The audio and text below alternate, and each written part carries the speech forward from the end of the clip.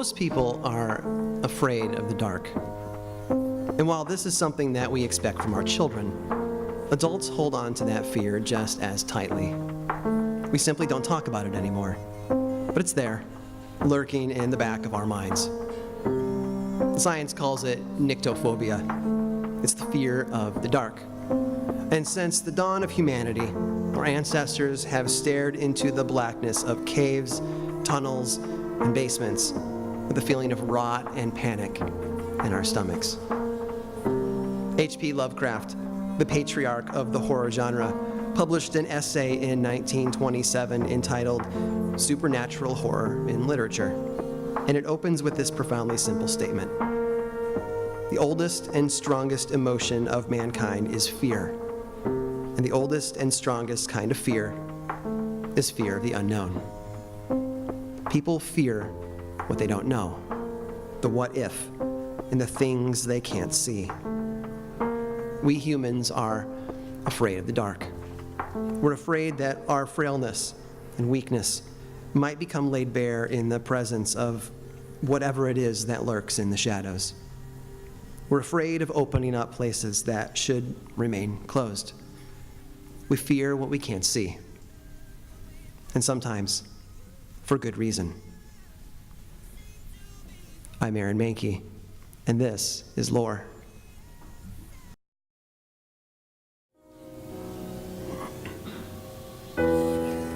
Nothing can be as isolating or confining as the woods.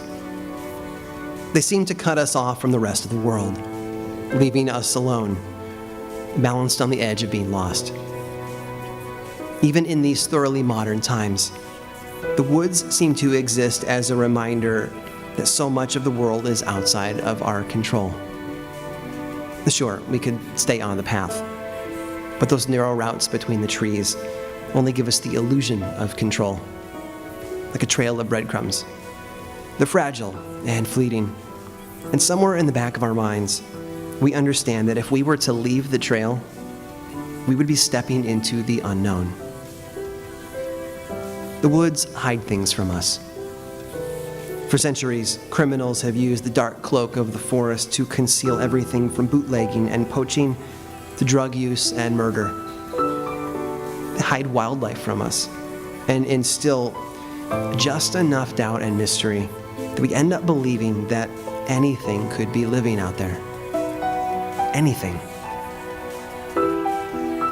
Some areas, though, are darker than others.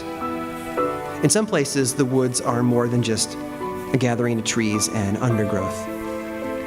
There are locations in our world that are consistently avoided, plagued by rumor, and dense with fear.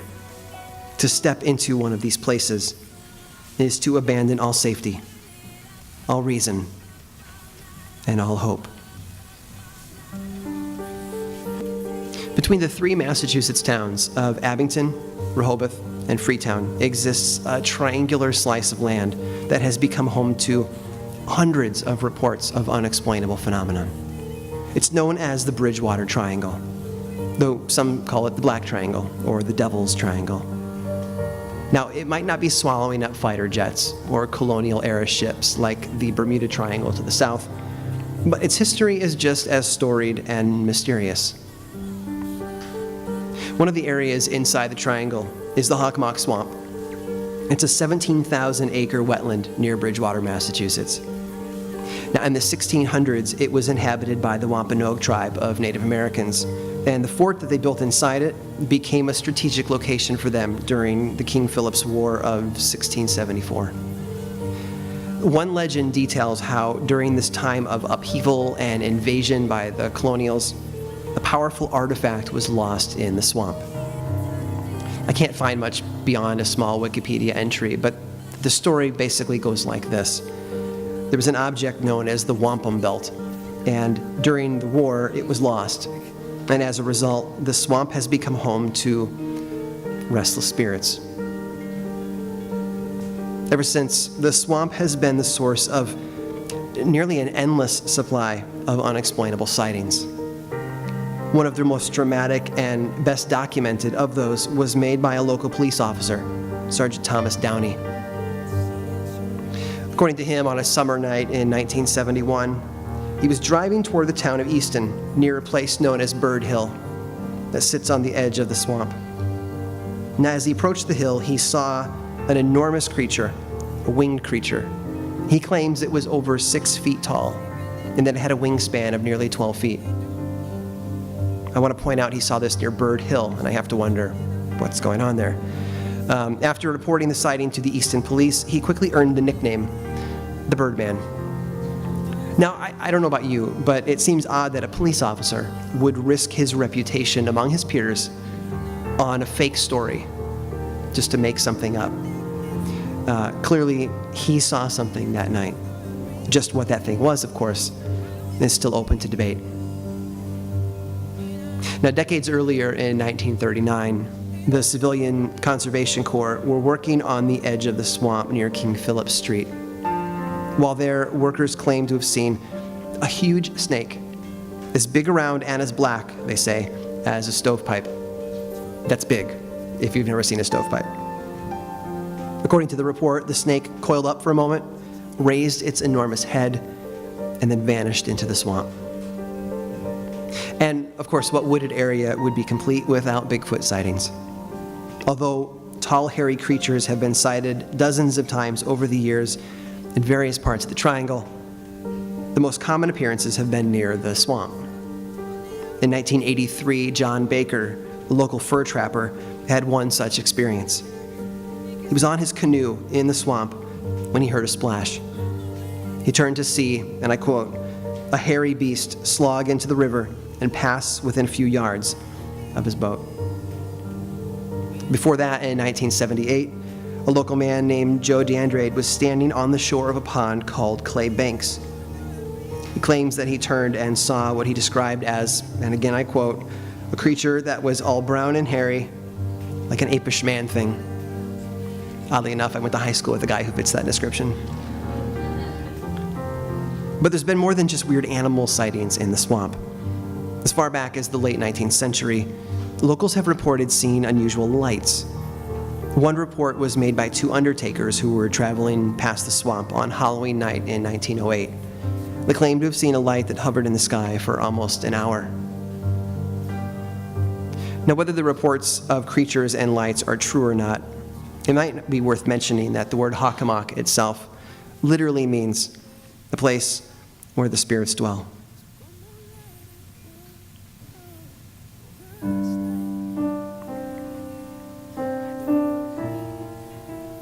Another hot spot in the southeastern corner of the triangle is the Freetown State Forest. If all the stories are to be believed, it's the quintessential haunted forest. Deep inside the park is a cliff known as the Ossinet Ledge that looks over an old stone quarry. There have been reports of hauntings near the ledge, of visions, and ghostly figures. Some stories tell of a woman in white who lingers near the precipice. Others claim to have heard voices while visiting there. The most common report is of mysterious lights, though, and some researchers think they know exactly where the lights come from. They're the tools of a creature known as the Pukwudgie. I know, right? In ancient Wampanoag folklore, bear with me, the Pukwudgie is a small forest-dwelling creature, something like a troll or a goblin. And it lives in the wooded areas around places like the swamp. Now, aside from having one of the most entertaining names in the world to say out loud, they're said to be small, hairy creatures, human-like, 3 feet tall, who hide in the woods and cause trouble for those who discover them. What kind of trouble? Well, the folklore tells of how the Pukwudgies used lights to lure travelers into the woods, where they would then kill them. These lights, according to legend, are known as the Taipei-Wankas, the Native American version of our English will-o-wisp, or ghost lights. The Pukwudgies used the lights as bait to lure people to their death, rather than attacking hikers outright. Apparently, these creatures prefer to let the land itself kill their victims. Coincidentally, one of the most common experiences reported by visitors to the ledge is an overwhelming urge to jump. Normal, healthy people have felt nearly suicidal standing atop the ledge. Many of them claimed that on approaching the edge of the cliff, they felt an almost uncontrollable desire to jump into the dark, rocky waters below. The Berkshire Mountain Range in western Massachusetts here sits in the very top left corner of the state. Now, it's not the Rockies by any stretch of the imagination, but in 1851, those hills were in someone's way. The Troy and Greenfield Railroad Company wanted to lay some track that would cut through the mountains, and so they began work on a tunnel. On the western end sat the town of Florida, and North Adams holds up the eastern end. And between those towns was about 5 miles of solid rock. Now, this building project was no small undertaking, no matter how unimpressive the mountains might be. It ultimately took the crew 24 years to complete the work and had a total cost of $21.2 million. Now, $21.2 million doesn't sound like a lot today, but in 1851 dollars, that's $406,493,000. See, this was a big deal. Now, monetary costs aside, construction of the tunnel came with an even heavier price tag. At least 200 men lost their lives cutting that hole through the mountain.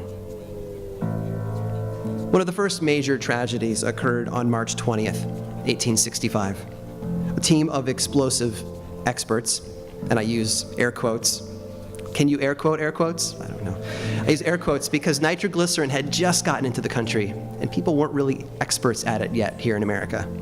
But these experts entered the tunnel to plant a charge. That's how they worked. And the 3 men, Brinkman, Nash, and Kelly, whose first name, by the way, was Ringo, which I think is just fantastic. They did their work, and then they ran back down the tunnel to their safety bunker. Only Kelly made it to safety. It turns out that he set the explosion off just a bit too early, burying the other 2 men alive. Naturally, Kelly felt horrible about what happened, but no one expected him to go missing, which he did just a short while later. Poor Ringo. But the accidents didn't end there. See, building a railway tunnel through a mountain is a complex project, and one of the most important features of a tunnel like this is a ventilation shaft. Constant coal-powered train traffic moving through the tunnel creates a lot of smoke and fumes, and so engineers thought it would be a prudent idea to have a ventilation shaft that ran from the tunnel to the surface above. Now, this shaft would be roughly 30 feet in diameter, and it would eventually extend the 1,000 feet that covered the surface to the tunnel below. And by October 1867, they had gone 500 feet. They're halfway there. It was essentially a really, really deep hole in the ground.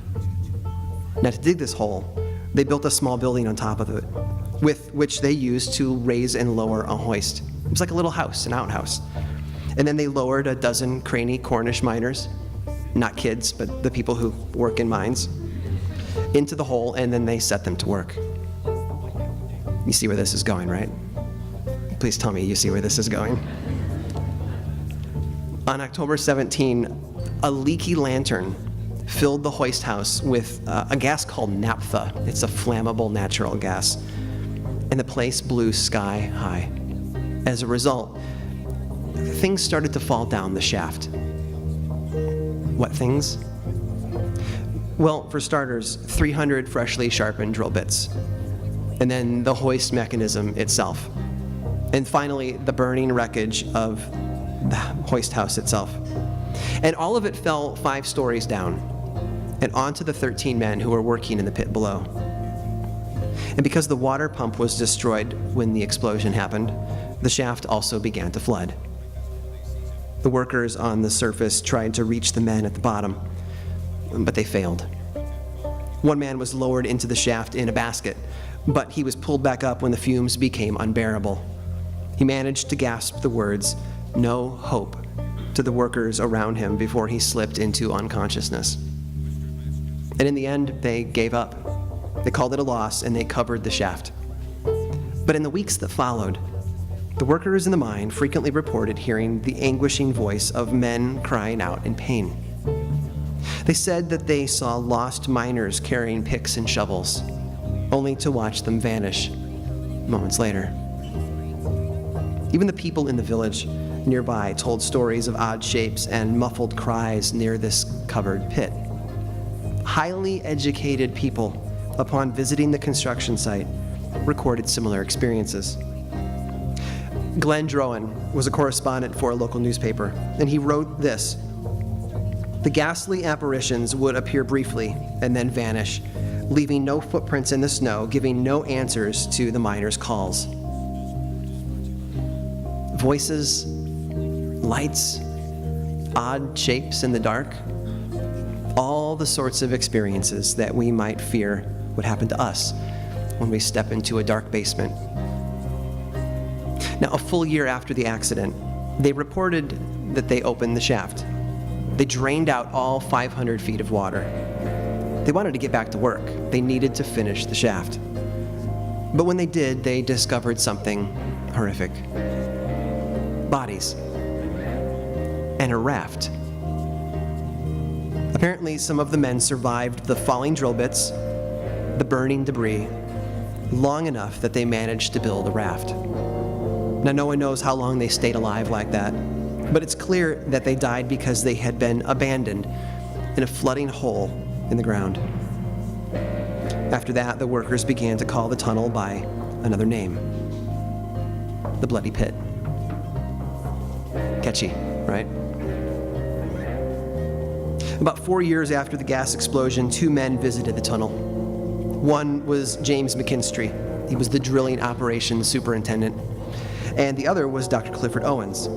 Now, while they were in the tunnel, the 2 men, again, both educated, well-respected among their peers, had an encounter that was beyond unusual. Owens wrote down what he experienced. He said, "On the night of June 25th, 1872, James McKinstry and I entered the great excavation at precisely 11:30 p.m. 11:30 at night? Really? We traveled about 2 full miles into the tunnel when we finally halted for rest. Except for the dim, smoky light cast by our lamps, the place was as cold and as dark as a tomb. James and I stood there talking for a minute or two, and were just about to turn back when suddenly I heard a strange, mournful sound. It was as if someone or something was suffering great pain. The next thing I saw was a dim light coming from the tunnel from a westerly direction. At first, I believed it was probably a workman with a lantern. And yet, as the light grew closer, it took on a strange blue color and appeared to change shape almost into the form of a human being without a head. The light seemed to be floating along about a foot or 2 above the tunnel floor, and in the next instant it felt as if the temperature had suddenly dropped and an icy cold chill ran up and down my spine. The headless form came so close that I could have reached out and touched it, but I was too terrified to move. For what seemed like an eternity, McKinstry and I just stood there, gaping at the headless thing like 2 wooden Indians. The blue light remained motionless for a few seconds, as if it were actually looking us over, and then floated off toward the east end of the shaft and vanished into thin air. I am above all a realist, he says, nor am I prone to repeating gossip and wild tales that defy a reasonable explanation. However, in all truth, I cannot deny what James McKinstry and I witnessed with our own eyes. Now, the Hoosick Tunnel played host to countless other spooky stories in the years that followed. In 1874, a local hunter named Frank Webster just vanished.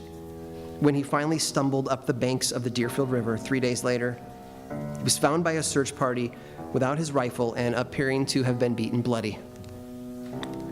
He claimed he'd been ordered into the tunnel by voices and lights. And once he was inside, he saw ghostly figures that floated and wandered about in the dark. His experience ended when something unseen reached out, took his rifle, and clubbed him with it.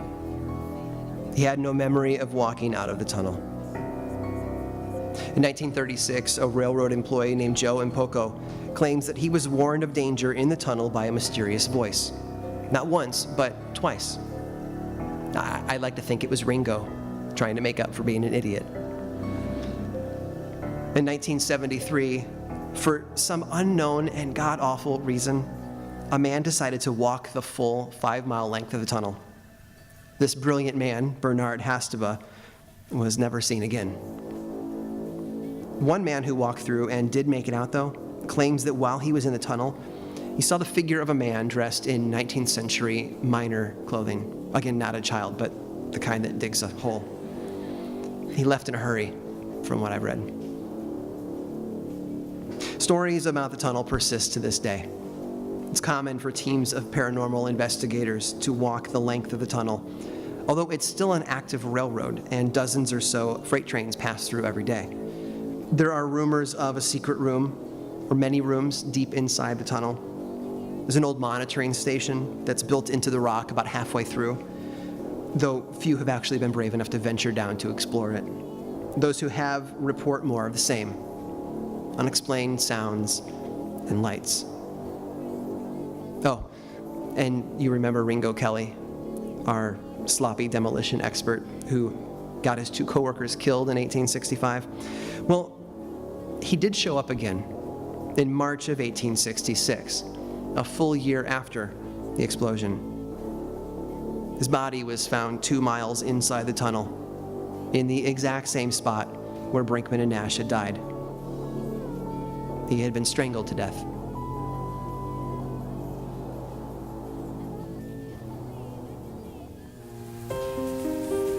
Simeon Smith was one of the early settlers of New Hampshire in 1772. He built a farm there on the border between the towns of Wentworth and Warren. He held a public office.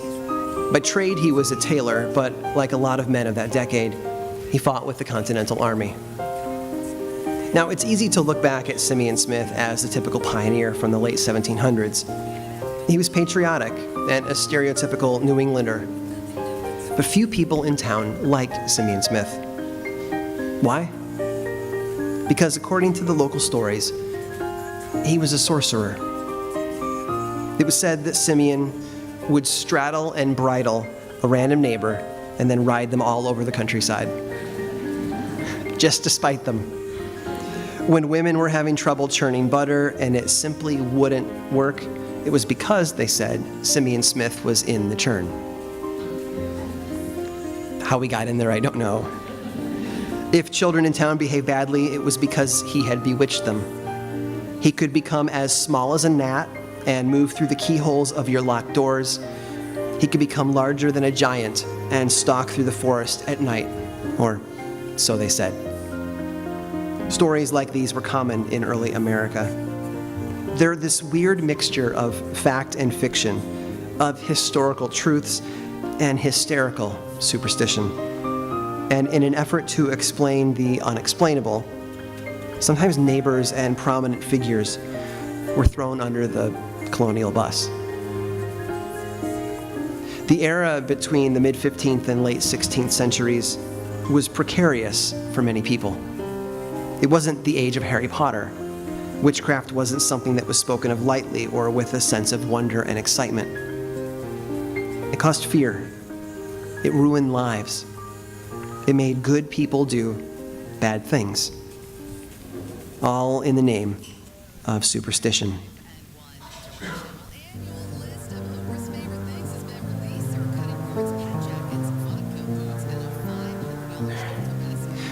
Superstition was common in the late 1600s. If something odd or unexplainable happened, the automatic response from most people was to blame the supernatural. But most scholars agree that these beliefs were merely excuses to help people deal with neighbors and family members that they didn't like. If you didn't like somebody, it was common to simply accuse them of witchcraft. In the most famous historical example of this, the witch trials of Salem, Massachusetts, we could see a clear pattern in the events. Many of those accused of being witches were wealthy or held religious beliefs that were different from their accusers. Now, once a suspect was convicted, their estate would become confiscated by the court. And in a community that was already known for its property disputes, its grazing rights, and its religious arguments, that was a recipe for disaster. What happened in Salem happened elsewhere all around New England, just on a smaller scale. Neighbors accused neighbors constantly. Stories were told. Lives were ruined. It was the way of things, I suppose. Not ideal, but not uncommon either. One story from Exeter, Rhode Island, talks of a farmer who was said to have been carting his lumber to market when a cat ran across the road. For some unknown reason, this farmer immediately jumped to the conclusion that the cat was actually a neighbor of his, a woman who he insisted was a witch. She had somehow transformed herself into a cat in order to meddle in his business. This farmer was fast on his feet, though. Not only did he see the cat running and then make a connection to his witchy neighbor, but he managed to pull out his gun, which was loaded with a silver bullet. This is what the story says, okay? He's said to have fired the silver bullet at the cat, something known very well to be effective at that time. And he struck his target. At that very moment, according to the story, the suspected witch fell in her own home, breaking her hip. Now, north in the town of Salem, New Hampshire, a man decided that his cow looked strangely different than it had the day before. Then he made the most logical conclusion that he was capable of. His neighbor was a sorcerer, and the man had bewitched his cow. Folklore dictated an obvious solution. He cut off the cow's ears and tail and then burned them, right? Soon after, the farmer's neighbor was found dead, the victim of a house fire. In West Newbury, Vermont, a farmer had settled in for an evening beside his fireplace. Now, perhaps he was enjoying something alcoholic and refreshing. Maybe he was trying to read a book. But he was there by the fireplace, and while he was there, he witnessed something that he called spectral shapes that danced and moved in the flames. This farmer immediately thought of one particular woman in town, a woman known to be a witch. And he took some tallow and some beeswax, and he fashioned a careful likeness of her out of it. And then he took a branch from a thorn bush, and he pierced this little figurine before tossing it all into the fire. At the same time, across town, the suspected witch apparently tripped on her stairs and broke her neck. Now, back in the town of Wentworth, and our old friend Simeon Smith, he received his own fair share of retribution. It was said that a local boy named Caleb Merrill was struck deaf by the sorcerer. And after that, he began to act even more strange, running up the sides of the house like a squirrel, they said, and writhing in agony. After some trial and error, Caleb's parents put the perfect combination of ingredients into a witch bottle, a sort of homemade talisman that people would make, designed to combat sorcery. And then they buried the bottle beneath their hearth. And soon after, the town was burying Simeon Smith. These stories of neighborhood witches and the ways in which the good citizens of the town defeated them were common across New England. They border on the cruel, and they cast these people, often simply the poor or the non-religious among them, in a horrible light. For many people, suspicion was a convenient excuse to hate your neighbor and wish them ill. In no other place was that attitude more pronounced, more dominant, and more extreme than in the town of Hadley, Massachusetts. In Salem, the townspeople worked within the legal system. And in Hadley, though, the people took matters into their own hands. And the results were horrifying. When Philip Smith was dying in 1684, the town went looking for answers. It was hard to blame them. Smith was a model citizen. He was a leader in the community. He had been a deacon of the church, a member of the general court, a county court justice, and a town selectman. He was respected, trusted, and maybe even well-loved. The sole suspect in the crime was an old woman named Mary Webster. She and her husband were poor. They lived in a tiny house in the middle of some of the pasture land outside of town. Sometimes when things got tough, They even needed assistance from the town. Colonial-era welfare, so to speak. It was easy to blame Mary Webster. She and Smith had not been on the best of terms, although few people in town were on good terms with Mary Webster. She was cranky, you see. Accounts of the events include almost sarcastic comment that her already poor temper had not been helped by poverty. She was a sour and spiteful woman, and she had a tendency to shoot her mouth off. Okay, a lot. Her fierce temper and stinging tongue had earned her a reputation as the town witch. Apparently, she wasn't much of a churchgoer, and that did little to help her case. But the clincher was that she had just gotten back from Boston 1 year earlier. Why Boston? Well, she'd been on trial there for witchcraft. She'd been taken to Boston in chains sometime in late April of 1683.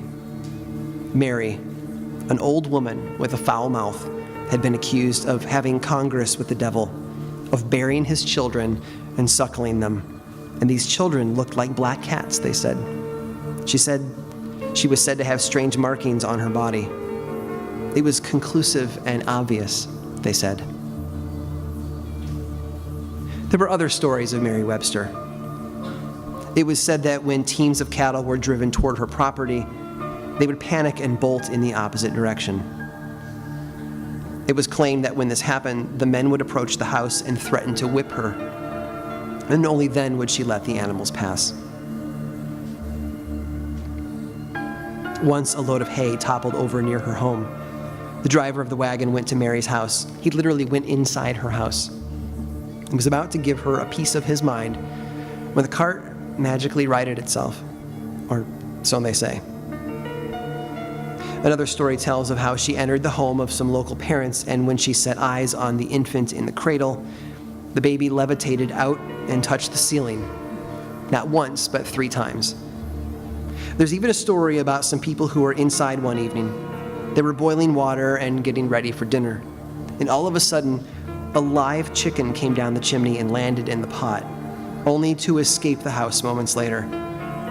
The next day, it was discovered that Mary herself had been scalded the night before, though she wasn't telling people exactly how that happened.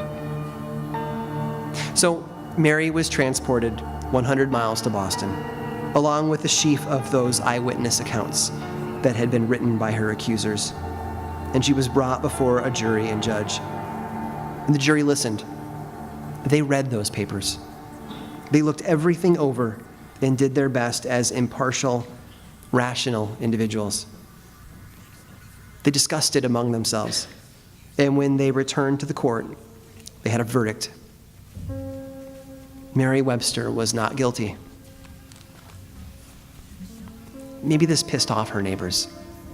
Maybe they thought they were finally done with her when she was taken away. I can almost imagine the surprise when she rode back into town, a smile on her face and a fire in her belly. She had beaten the odds.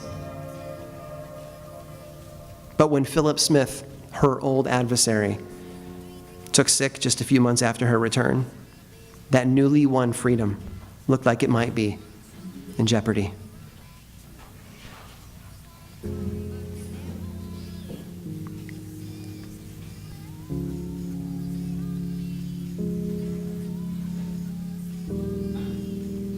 The winter after Mary's return from Boston, Philip Smith began to look ill.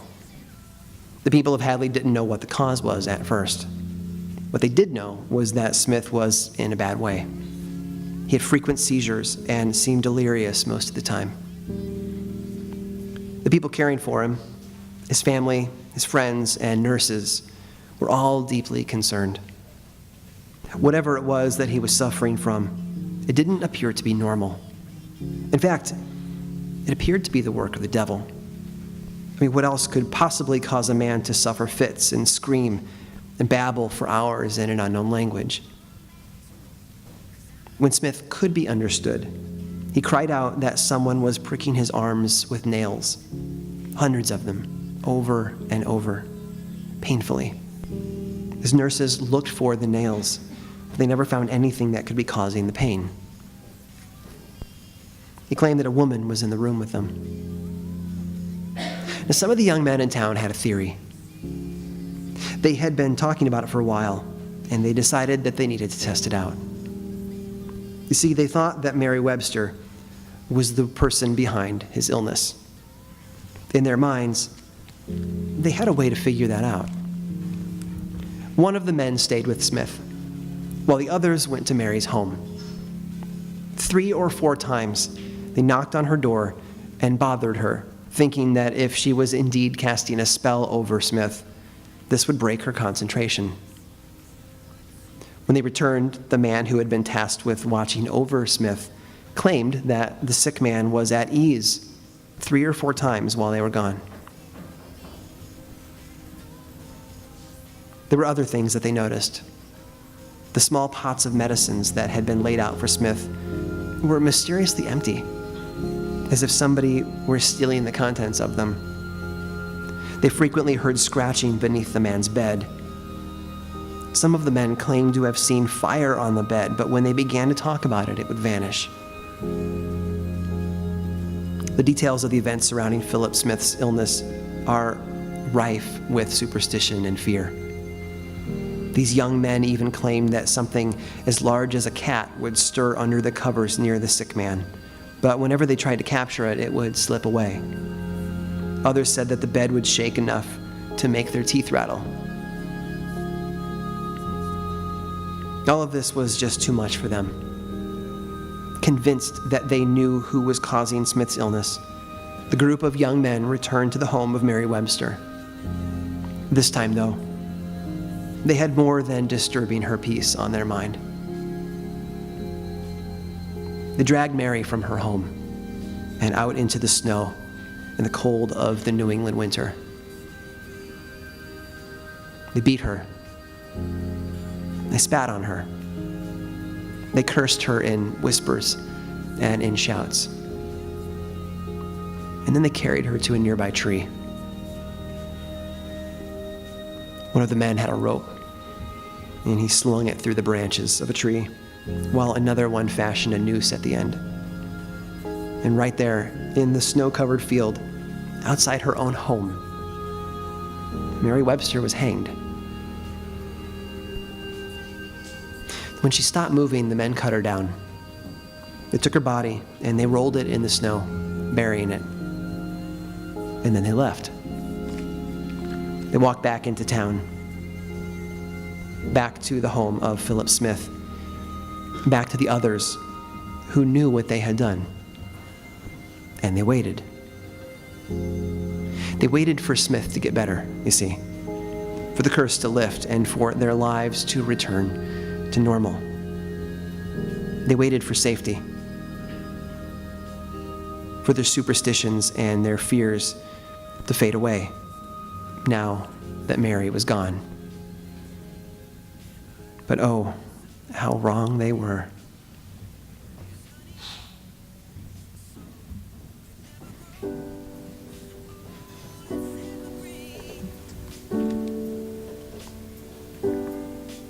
The world of the 17th century was tensive and harsh, especially for the people trying to carve out an existence here in colonial New England. The Protestant Reformation of the century before had left most Europeans with the belief that bad things happened because of the devil. Everything that went wrong, and I mean everything, was caused by something supernatural. This was a time when misfortune and loss and even simple illness would be blamed on the work of witches and sorcerers. Because of this, everyone in town was always on the lookout.